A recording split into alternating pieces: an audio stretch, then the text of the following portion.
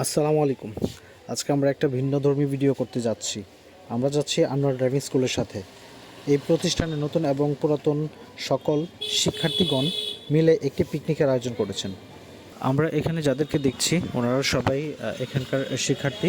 ওনারা এখানেই ট্রেনিং নিচ্ছেন এবং নিয়েছেন।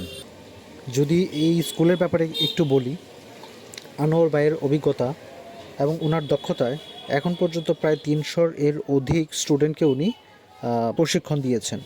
১০০-র অধিক শিক্ষার্থী দেশের বাহিরে চাকরিরত আছেন এবং বেশ কিছু ছাত্র দেশের ভিন্ন ভিন্ন জায়গায় অবস্থায় আছেন, চাকরি করছেন। এখানে খুবই দক্ষতার মাধ্যমে হাতে কলমে গাড়ির সকল বিষয়াদি শেখানো হয় এবং চালানোর ব্যাপারে অভিজ্ঞতা তৈরি করানো হয়।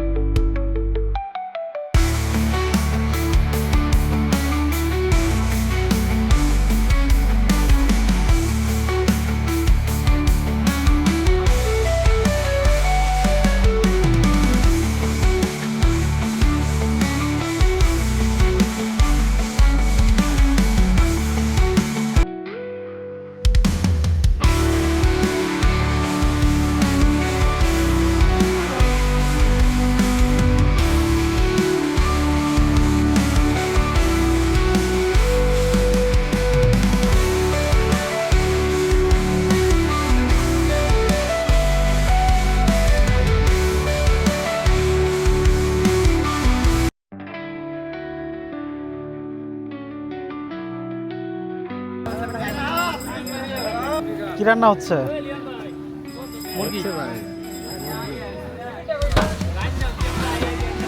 বাহ, সুন্দর কালার এবং সুন্দর একটা গ্রান আসছে, চমৎকার। রান্নার কাজে কে কে? দুইজন আছেন। বড় ভাই। এই ভাইও কি সহযোগিতায় আছে? সুন্দর সুন্দর। তোমরা কেমন লাগতেছে তোমাদের? ভালো। আনোয়ার ড্রাইভিং স্কুলের পক্ষ থেকে সকলকে অভিনন্দন। আজকে আমাদের মিলনমলা একটা ট্যুর, ঠিক আছে? তো কেমন লাগতেছে এই পরিবেশ আমাদের? আচ্ছা, এখন আমি ছোট্ট করে আমার একটু ইতিহাস বলি। আসলে আমার এত ভালো লাগতেছে যে এতই ভালো লাগতেছে যে আসলে এতগুলা ম্যান বা এতগুলা ভাইয়েরা আমার একসাথে আমরা আসতে পারছি, হ্যাঁ, ট্রেনিং করার জন্য, ঠিক আছে? বা আমরা ঘুরতে আসছি। এখন এই পর্যন্ত আমি নিজে যখন ড্রাইভিং শিখছি, শখ করে যখন শিখছি, শেখার পরে আমি নিয়ত করছিলাম যে আসলে আমার যে কষ্ট হয়েছে ড্রাইভিং শিখতে, বা আমি একটা অন্য প্রতিষ্ঠান থেকে আমি ফারেক হয়ে কিন্তু আমি ড্রাইভিং প্রতিষ্ঠানে আইছি। তারপরে এখন দেখি যে অনেক কষ্ট এবং অনেক টাকা খরচ হয়, ঠিক আছে? আমার কিন্তু 60 থেকে 65 হাজার টাকার মতো খরচ হয়েছে শেখার পরে, শিখতে গিয়ে, ঠিক আছে? এখন যেহেতু আমি একটা ড্রাইভিং স্কুল খুলছি, এখানে চাই যে সকলেই যে তো স্বল্প মূল্যে বা খুব দক্ষতার সহিত, হ্যাঁ, ড্রাইভিং শিখুক। এই জন্য আস্তে আস্তে একজন করে শুরু করছিলাম। এই আমাদের সাব্বির কোথায়? প্রথম স্টুডেন্ট সাব্বির। আমি একজন করে শুরু করছিলাম। আজকে 374 জন হয়েছি আর কি। আমরা সবাই মোটামুটি স্টিয়ারিং করছি। আশা করি যে আসলে আগে এই গাড়ির ব্যাপারে কেউ জানতাম না বা ড্রাইভিংয়ের ব্যাপারে কোনো অভিজ্ঞতা ছিল না। আজকে আমরা কোনো না কোনোভাবে ড্রাইভিংটা জানছি এবং ড্রাইভিং স্টিয়ারিং ধরার পর থেকে আমরা বুঝছি যে, হ্যাঁ, যেটা কতটুকু রিস্কের কাজ। হ্যাঁ, অন্য কোনো পেশায় যদি কোনো ধরনের ভুল হয়, সেই ক্ষেত্রে ভুলগুলো সমাধান আছে, কিন্তু ড্রাইভিংয়ের কোনো সমাধান নাই, এই দুর্ঘটনার কোনো সমাধান নাই, ঠিক আছে? সেই ক্ষেত্রে আসলে আমরা সবাই দক্ষতার সহিত শিখবো এবং জানবো, ঠিক আছে? নিয়ম শৃঙ্খলাগুলো বিশেষ করে অভ্যাসে পরিণত করব, ঠিক আছে, এই বলে আমি আমার সংক্ষিপ্ত কথা আমি শেষ করতেছি। যেহেতু সবাই ক্লান্ত, আমাদের প্ল্যানিংটা করতে গিয়ে হয়তো আমাদের নিজস্বভাবে বা আমরা যারা এইগুলা আয়োজন করছি হয়তো একটু সময় লাগছে বা একটু প্রিপারেশন নিতে একটু শারীরিক মানসিক অনেক কষ্ট হয়েছে। এই যে এখানে গাড়ি যেগুলো আছে এগুলো কিন্তু আমার পরিশ্রমের ফসল। এই যতগুলা গাড়ি আছে, এই যে এখানে 1, 2, 3, 4, 5টা আরও 3টা গাড়ি আছে, আমাদের টোটাল 8টা গাড়ি হয়েছে। এগুলো কিন্তু আপনাদের দোয়ার বরকত এবং পরিশ্রমের ফসল। আমি চেষ্টা করছি এবং চেষ্টার পরে কী হয় এটার উন্নতি হয় এটা বোঝানোর জন্য আমি আজকে আপনাদের সাথে এই আলোচনাগুলো করলাম। আমি এটা বোঝানোর জন্য আসলে দুই চার কথা বললাম যে আসলে পরিশ্রম করলে সফলতা আসবে ইনশাল্লাহ। সৎ নিয়তে পরিশ্রম করলে ইনশাল্লাহ সবাই আশা করি সামনের দিকে আগানো যাবে। যেমন ধরেন এই যে এখানে ড্রাইভিং শিখা, হ্যাঁ, শখে কেউ শিখে, কেউ পেশার জন্য শিখে, কেউ দেশের বাইরে যাওয়ার জন্য শিখে, আবার কেউ মন্ত্রণালয়ে চাকরির জন্য শিখে। ঠিক আছে, বিভিন্ন সেক্টরে কিন্তু এটার ভালো একটা মূল্যায়ন আছে। ঠিক আছে, যাই হোক আমি সকলের প্রতি মানে সন্তুষ্ট, খুব ভালো লাগছে। তা আপনাদের কেমন লাগতেছে? ভালো লাগতেছে? হ্যাঁ, যাক, যদিও কষ্ট হয়েছে, কষ্টর পরে কিন্তু একটা অন্যরকম একটা আনন্দ হইতেছে। ঠিক আছে, যাক, আরও আমরা আনন্দ করব, মানে একটু পরে খাবার দাবার করব। ঠিক আছে, যাক, আমার কথা শেষ করলাম এই উদ্দেশ্যে। আমার দাদা, আমার বড় ভাই, উনি কিন্তু আমার ভাই, হ্যাঁ, উনি আমাদের সবার বড় ভাই আর কি। উনি কারিতাস টেকনিক্যাল স্কুলের সিনিয়র ইনস্ট্রাক্টর হিসাবে আছে মেকানিক্যাল সেকশনে। উনি 2-4 কথা বলবে। হ্যাঁ, আনোয়ার ভাইকে আমার আন্তরিকভাবে ধন্যবাদ জানাই যে আমাকে একটু সুযোগ দেওয়ার জন্য। আপনারা সবাই কেমন আছেন? আমরা যে সবাই নতুন নতুন ড্রাইভার প্রশিক্ষণ নিতেছি, কিন্তু কোনো একটা দিন আমরা হয়তো পুরাতন হয়ে যাব, নাকি অভিজ্ঞ ড্রাইভার হব।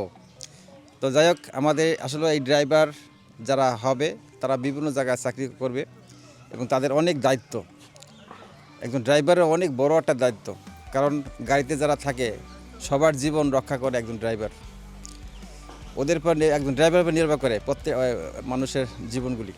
তো আমরা সতর্কতাভাবে গাড়ি চালাবো এবং যতটুকু আনোয়ার ভাই যে নিয়মগুলি বলে সেই নিয়ম মাফিক যেন আমরা শিখি এবং সেই নিয়ম ধরে যেন সারা জীবন আমরা আমাদের এই পথ চলতে পারি। ঠিক আছে, আমার বলার আর কিছু নাই। সবার জন্য আমার মঙ্গল কামনা রইল। আচ্ছা, এই সূত্রে এখন আমাদের একজন ভাই, সিনিয়র ভাই, তোমাদের অনেক আগেই থেকে ড্রাইভিং শিখছে। উনি এখন ড্রাইভিং শিখে দেশের বাইরে সৌদি আরবে ছিল। উনি ড্রাইভিং পেশায় যাইতে চাইছিল, তবে ওনার ড্রাইভিং পেশার দরকার পড়ে না, তবে করবে। তবে তারপরে উনি মার্সিডিজ, BMW চালানোর সুযোগ হয়েছে, যেহেতু শিখছে বিদায় কিন্তু সুযোগ। উনি আপনাদের উদ্দেশ্যে 2-4 কথা বলবে। হ্যাঁ, আমাদের কাউসার ভাই। আসসালামু আলাইকুম, সবাই কেমন আছেন? তো আসলে আজকে আমরা এখানে অনেক গরমের মধ্যে আসছি, তাই না? তো আমরা এখানে আনন্দটা উপভোগ করতে আসছি সবাই মিলে। আমি বাহির থেকে অবশ্য দেখছি আপনারা অনেক প্রোগ্রামে গেছেন ভাইয়ের সাথে, আপনাদের সৌভাগ্য হয়েছে, কিন্তু আমার হয় নাই। কিন্তু আমি আপনাদের লাইভগুলো দেখছি, ভিডিওগুলো দেখছি, তো আমার অনেক ভালো লাগছে। তো আমি মিস করছি আপনাদের সবাইকে, যে আমিও একদিন যখন দেশে যাব আপনাদের সাথে প্রোগ্রামে অ্যাটেন্ড করব। তো আল্লাহ তাআলা সেই সুযোগ আমাকে করে দিয়েছে। তো আজকে এখানে আপনাদেরকে সকলকে যে আমি সামনে দেখতে পারতেছি যে আপনারা সবাইকে আজকে স্টুডেন্ট, কিন্তু স্টুডেন্ট আপনারা থাকবেন না, আপনারা সবাইকে একজন দক্ষ শিক্ষক হয়ে যাবেন।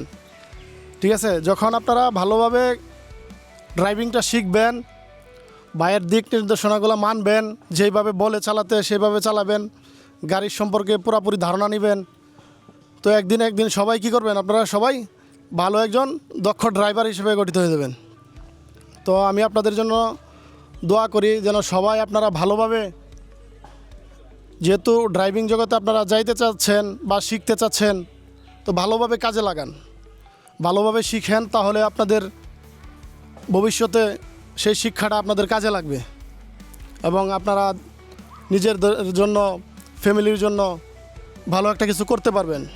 আজকে দেশে গাড়ি চালান, যে কোনো একটা জব করেন, আপনি ড্রাইভিং শিক্ষা থাকলে আপনার এটা অনেক কাজে লাগে। একটা যে কোনো সরকারি চাকরিতে গেলে, ফায়ার সার্ভিসে ঢুকলে ড্রাইভিংয়ের কি দক্ষতার অবশ্যই কাজে লাগে। আর যাদের ড্রাইভিং শিক্ষা থাকে, লাইসেন্স থাকে, তাদের জন্য বাহিরেও কি সুযোগ থাকে, বাহিরেও আপনি যদি ভালো একজন দক্ষ ড্রাইভার হিসেবে বাহিরে যান, বাহিরেও ভালো একটা স্যালারি আশা করা যায় ওইখানে। তো আমি আপনাদের সকলের জন্য দোয়া করি এবং ভাইয়ের আনোয়ার ড্রাইভিং স্কুলের এই প্রতিষ্ঠানের জন্য আমি দোয়া করি যেন আল্লাহ তাআলা ভাইকে এই স্কুল হালুয়াঘাটের মধ্যে এবং বৃহত্তর ময়মনসিংহের মধ্যে যেন আরও বড় পরিসরে হয়, সেই দোয়া ব্যক্ত রেখে আমি আপনাদের সকলের কাছ থেকে বিদায় নিচ্ছি। আসসালামু আলাইকুম। মাওলানা মুফতি হাবিবুল্লাহ, ঠিক আছে, 2-4 কথা বলবে উনি আমাদের উদ্দেশ্য করে। আসসালামু আলাইকুম রহমতুল্লাহ। সকলে ভালো আছেন তো? আমরা সকলে আজকে আনোয়ার ড্রাইভিং স্কুল থেকে ভ্রমণের জন্য আসছি। আমাদের উদ্দেশ্য রিজিকের অন্বেষণ করা, রিজিক তালাশ করা। সবাই একটু শুনি, হ্যাঁ, মানে ওনার কথা শুনি, মুফতি সাহেবের কথা শুনি আমরা একটু। রিজিক তালাশ করার কথা কোরআনে কারিমেও আছে, হাদিস শরীফেও আছে, আল্লাহ তাআলার হুকুম, রাসূল সাল্লাল্লাহু আলাইহি সাল্লামের নির্দেশ। তো আমরা এখান থেকে পরিপূর্ণতার সাথে পরিপূর্ণভাবে ড্রাইভিং শিখতে পারবো। উত্তর ময়মনসিংহের ভিতর, হালুয়াঘাটের ভিতর সবথেকে ভালো ড্রাইভিং শেখানো হয় আনোয়ার ড্রাইভিং স্কুলে, এটা আমরা সকলেই জানি। এখান থেকে যারা ড্রাইভিং শিখে দেশের বাইরে গেছে বা ড্রাইভিং শিখে দেশে আছে, সকলেই কিন্তু একটি কাজের সাথে, একটা জবের সাথে জড়িত আছে। সকলে জব করতেছে, সকলে কাজ করতেছে। এই বলে আমার বক্তব্য শেষ করছি। আসসালামু আলাইকুম। আসসালামু আলাইকুম। আমাদের ট্রেনিং স্কুলের যারা আছে আর কি, আমরা সবার উদ্দেশ্য করে বলতেছি ভাই, এই যে আমরা যে প্রশিক্ষণটা নিতেছি, এই প্রশিক্ষণটা মানে মজা করে নিতে হইব, প্রশিক্ষণের মতো দিতে হইব। আর আমরা যারা রেগুলার যারা আছি আর কি ভাই, মানে প্রতিদিন এই যে 1 মাস 2 মাস লাগে বা 2.5 মাস লাগে, প্রতিদিন আমরা কিছু না কিছু শিখে যাওয়ার চেষ্টা করব। যে অন্য ড্রাইভিং স্কুলের চাইতে আনোয়ার ড্রাইভিং স্কুলের যে প্রশিক্ষণ দেওয়া হয়, এই ব্যবস্থাটা আমি মানে সচরাচর কোনো জায়গায় আমি দেখি নাই। এখানে অনেক দক্ষতার সহিত এবং আলোচনার সাপেক্ষে সপ্তাহে একদিন কিন্তু ওই যে ব্যাক গিয়ার যে টায়ালটা, এটা কিন্তু অনেক গুরুত্বপূর্ণ ড্রাইভিংয়ের ক্ষেত্রে। পার্কিং এবং ব্যাক গিয়ার, আর হচ্ছে হলো রুট সাইন, ট্রাফিক সাইন, এই যে আমাদের যে বিষয়গুলো আছে, এগুলো কিন্তু অনেক গুরুত্বপূর্ণ বিষয়। শুধু খালি গাড়ি চালাইলেই কিন্তু হয় না, আদারওয়াইজ যে কিছু বিষয় আছে এগুলা কিন্তু আমাদের মাথায় নিতে হবে। প্রশিক্ষণ অবস্থায় আমরা প্রতিদিন কিছু না কিছু যে আমাদের যে ভুলগুলো আছে এগুলো আমরা শিখে নিব। আর আজকে আমরা আসছি আনন্দ ভ্রমণে আনোয়ার ড্রাইভিং স্কুল থেকে। আমরা আজকে সবাই একটু আনন্দ করব, খাওয়া দাওয়া করব। আমরা সবাইকে নিয়ে আমরা একটা কুইজ প্রতিযোগিতা আর কি, খাওয়া দাওয়ার পরে আশা করি সবাই এলোমেলো না করে একসাথে আমরা এটা অ্যাটেন্ড করব। প্রশ্ন উত্তর বিষয় ড্রাইভিং স্কুলের এটা পরে করা হবো, খাওয়া দাওয়ার পরে। এখানে আমরা যারা আছি, এখানে 60 থেকে 70 জনের মতো আমরা আছি টোটাল, মানে এবার আছি গিয়ে। ড্রাইভিংয়ের যে ব্যাপারটা, মানে ড্রাইভিংটারে কিন্তু আসলে অনেকেই সংকোচ করে, ভাবে যে এই পেশাটা আসলে খুবই একটা জঘন্য পেশা, ভাবেন অনেকেই। কিন্তু আসলে দেশের বাইরে কিন্তু এই ড্রাইভিংয়ের বিষয়ে কিন্তু অনেক গুরুত্ব দেয়। হ্যাঁ, মানে পৃথিবীতে যদি কয়েকটা সাপ থাকে, সেটার মধ্যে একজন আছে ড্রাইভার সাপ।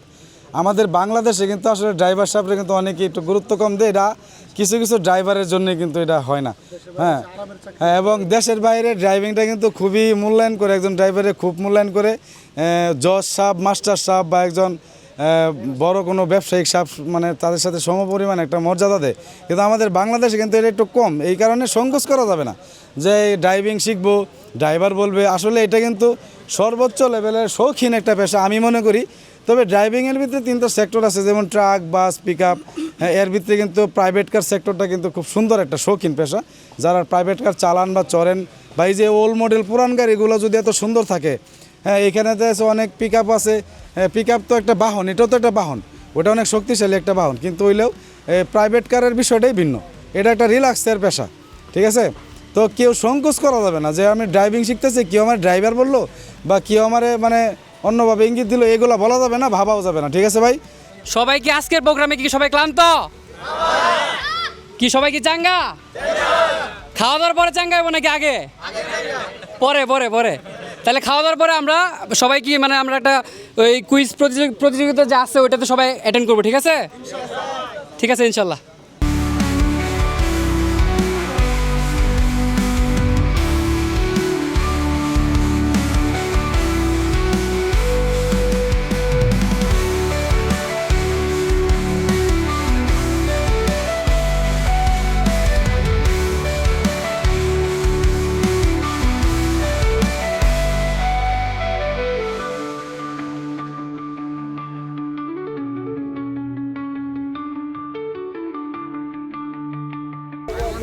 ভাই খাবার খাচ্ছেন? সেই সাথ না টেস্ট কেমন?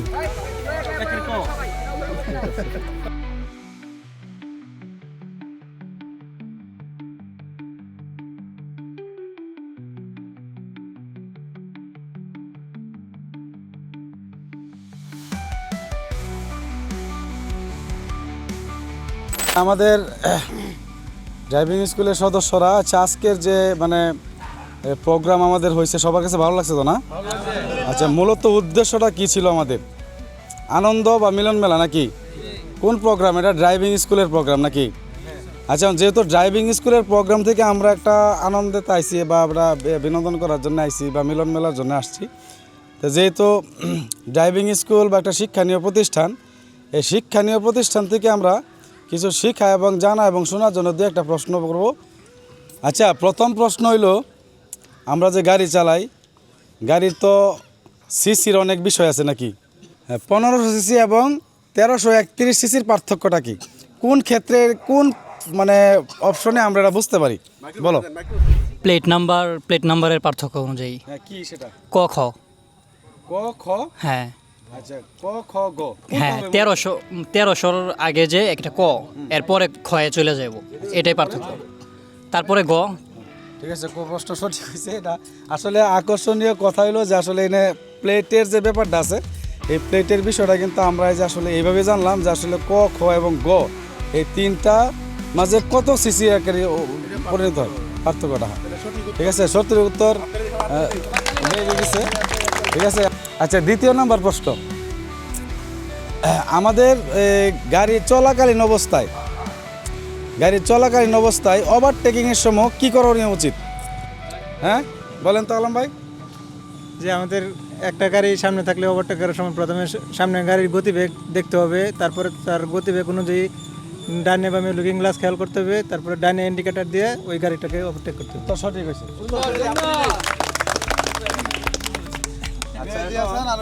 নেক্সট প্রশ্ন, লাস্ট প্রশ্ন নাকি করতাম? আচ্ছা ম্যানুয়াল গিয়ার এবং অটো গিয়ারের পার্থক্য কি কে বলতে পারবা? কি পার্থক্য ম্যানুয়াল গিয়ার এবং অটো গিয়ারের দুইটা পার্থক্য কি, এটা কে বলতে পারবো? হাত তুলে বলো। ম্যানুয়াল গিয়ারে গিয়ার লিভার আছে আর অটো গিয়ারে গিয়ার লিভার আছে, কিন্তু এটা অটো। আর এটার মধ্যে আর অটো গিয়ারে ক্লাস নাই আর ম্যানুয়াল গিয়ারে ক্লাস আছে। উত্তর সঠিক হয়েছে। পরের প্রশ্নটা হইলো যে হেড ডিমারের ক্ষেত্রে আমরা মানে যখন আমরা হেড ডিমার দিই, মানে হেড ডিমারের ক্ষেত্রে কোন টাইমিংটা করতে হবে আমাদের? মানে এটা কি রাত্রে, দিনে বা বিকালে বা সন্ধ্যায়? কে বলতে পারবা? এটা আসলে যে কোনো সময় হেড ডিমারটা দিতে হয়, যখন সামনে আপনার গাড়িকে লক্ষ্য করতে হবে, তো ওই অবস্থাতে আর কি লক্ষ্য করে ডিমারটা দিতে হবে আর কি। আমার থেকে একটু বলি নাকি, ইঞ্জিন এবং গিয়ার বক্সের পার্থক্য কি কে বলতে পারবা? ইঞ্জিনের গুরুত্ব বেশি, কারণ ইঞ্জিন গিয়ারবক্স ঘোরায় এমনি ব্যাটারি চার্জার ডাইনামা ঘোরায়, এগুলা সব কাজ ইঞ্জিনের আর কি। এসি কম্প্রেসারগুলো নিয়ে সব ইঞ্জিনের বেশি। কি কারণে বেশি? কারণ ইঞ্জিনের দ্বারাতে সব কিছু আর কি।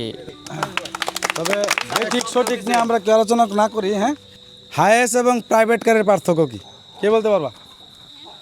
সর্বনিম্ন সিসি কত থাকে হাইয়েস্টের? সর্বনিম্ন সিসি কত থাকে হাইয়েস্টের? সহজ। আমাদের তৃতীয় প্রশ্ন হইল, ওডি কোন টাইমে দিতে হয় এবং ওডি মানে কি? ওডি মানে হলো আপনার এই গাড়িটাকে স্মুথ করে রানিং বাড়িয়ে দেয়। আর দ্বিতীয়ত ওডি সাইডের উপর উঠলে ওডি চাপ দিতে হয়, সাইডের নিচে নামলে ওডি বন্ধ করে দিতে হয়। জেব্রা কোচিং এর কাজ কি? জেব্রা ক্রসিং মানে পদচারী পারাপার। এখানে গাড়ি গেলে গাড়ি জেব্রা ক্রসিং থেকে আগে দেখতে হবে যে রাস্তায় কোনো মানুষজন আছে কিনা, তারা পারাপারের জন্য প্রস্তুত আছে কিনা, তাদেরকে খেয়াল করে তাদেরকে আগে যেতে দিতে হবে, তারপরে গাড়ি নিয়ে অগ্রসর করতে হবে। ঠিক আছে। পকেট রুট মানে সামনে পড়ার আগে কি চিহ্ন থাকে কাসার ভাই? যদি ডানে হয় তাহলে ডানে, বামে হলে বামে, দিক নির্দেশনা দিক নির্দেশনা দেওয়া থাকে। প্রশ্ন শেষ।